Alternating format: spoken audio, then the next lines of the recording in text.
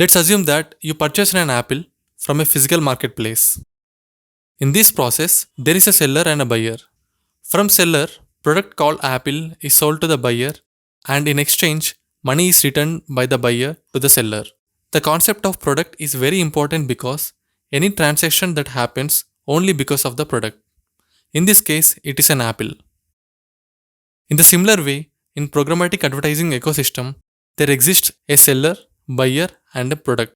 So, the reason why we need to understand the concept of product of the ecosystem is any terms we use like selling or buying, buyer, seller, etc. based on the product in the ecosystem. But what is a product here?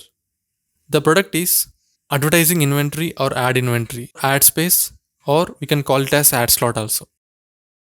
Advertising inventory is service-based product which we cannot touch or does not have physical existence, but can be measured in numbers once job is done. It is just like your own land where some portion of land is occupied by your own properties and you will leave some land space for rent. Someone lives in the rented space and pays per amount of time they spent over there. Likewise, in ad inventory, someone like advertisers buy that ad inventory for a certain period of time and place their ad over. Ad inventory or ad space or ad slot is a supply of advertising opportunities for advertisers to display ads.